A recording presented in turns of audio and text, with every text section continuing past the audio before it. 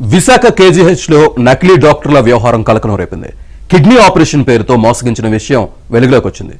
డాక్టర్లమంటూ ₹1,00,000 మింగేసిన కేటుగాళ్లు తర్వాత phone switch off చేయడంతో మోసపోయామంటూ బాధితులు పోలీసులను ఆశ్రయించారు.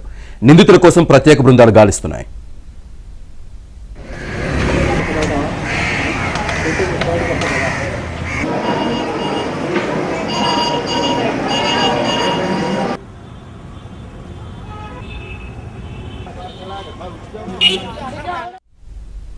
విశాఖ కేజీఎస్లో నకిలీ డాక్టర్ల వ్యవహారానికి సంబంధించి పూర్తి సమాచారాన్ని మా కరెస్పాండెంట్ సతీష్ అందిస్తారు. సతీష్,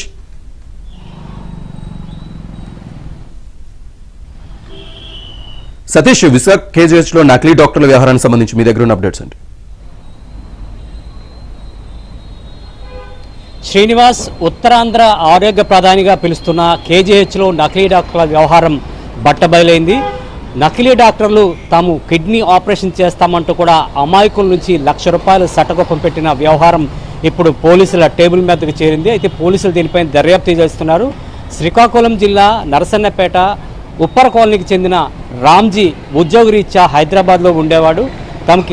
ఆయనకి 2 పిల్లలు. రెండో కుమారుడు ఆయన పుట్టిన 6 నెలల నుంచి కూడా కిడ్నీ సమస్యతో బాధపడుతున్నాడు. అయితే కిడ్నీ సమస్య నిమిత్తం అక్కడ ఉస్మానియా హాస్పిటల్లో చికిత్స చేయించేవాడు. అక్కడ ఉన్న డాక్టర్లు ఇచ్చిన సూచన మేరకు విశాఖలో కిమ్స్ ఆసుపత్రి కావచ్చు లేదా కేజీహెచ్లో కావచ్చు మీరు చూపించినట్లయితే అక్కడ సరైన ట్రీట్మెంట్ దొరుకుతుందని చెప్పడంతో అక్కడ నుంచి నేరుగా విశాఖ రావడం జరిగింది. విశాఖలో కేజీహెచ్లో కిడ్నీ మార్పిడి ఏదైనా కిడ్నీకి సంబంధించిన సర్జరీ చేస్తామని చెప్పడంతో ఆయన నమ్మాడు. అదేవిధంగా కిమ్స్ ఆసుపత్రిలో కూడా ట్రీట్మెంట్ చేసుకోవడం మొదలుపెట్టాడు.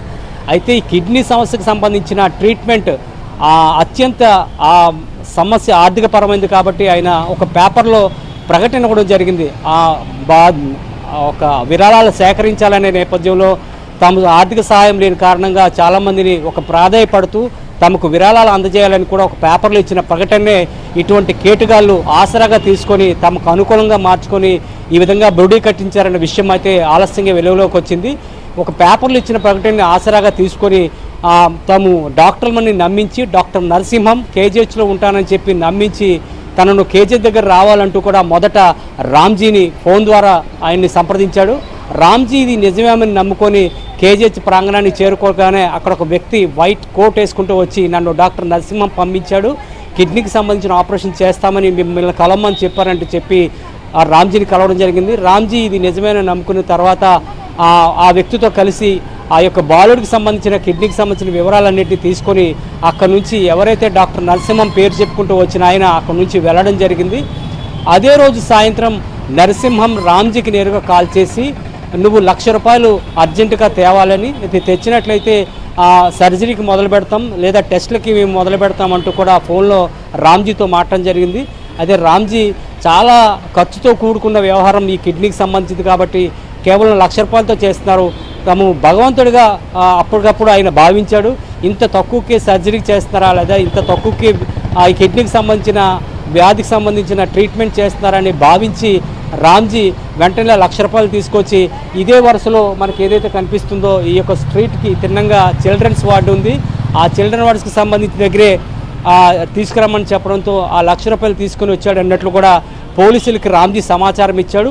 అక్కడ రామ్జీ ఫోన్లో అందుబాటులో ఉంటూ ఎవరైతే అక్కడ డ్రైవర్ ఉన్నారో ఆ డ్రైవర్కి ₹1,00,000 ఇచ్చి మీరు వెళ్ళిపోండి, అక్కడ నేను వచ్చి మాట్లాడి బాలుని చూసిన తర్వాత ట్రీట్మెంట్ అది మొదలు పెడతానని చెప్పడంతో రామ్జీ ఏదైతే డాక్టర్ నరసింహం పేరుతో కాల్ చేశాడో ఇవన్నిటినీ కూడా నిజమని నమ్మి ఆ ₹1,00,000 డ్రైవర్కి ఇవ్వడం జరిగింది.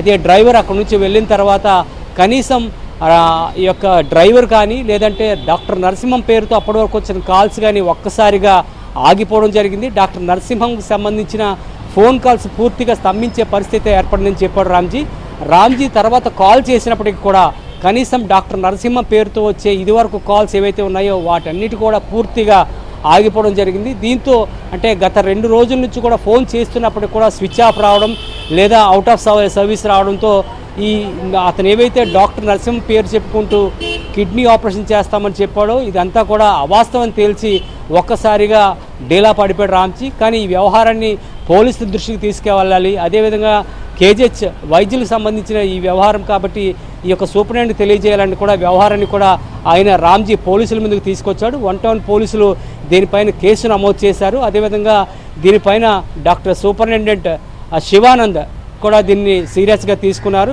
ఈ యొక్క కిడ్నీ సమస్యకి సంబంధించి ఎవరైతే అపరిచిత వ్యక్తులు ఈ విధంగా మోసానికి గురి చేశారో వారందరినీ కూడా దీనిపైన కేసు నమోదు చేసి త్వరలోనే పట్టుకుంటామని కూడా పోలీసులు చెప్తున్నారు. దీనిపైన ఇప్పటికే ప్రత్యేక బృందాలను కూడా ఏర్పాటు చేశామని చెప్తున్నారు. కానీ ఒక విధంగా అమాయకులు అభాగ్యులు ఇక్కడ చాలామంది ఉత్తరాంధ్ర నుంచి కనీసం మినిమం నాలెడ్జ్ లేని వారు కూడా ఆరోగ్యం నిమిత్తం అదేవిధంగా వారికి ఆర్థిక స్తోమత లేని కారణంగా ఇక్కడ చాలామంది వచ్చి వైద్యం చేయించుకుంటారు.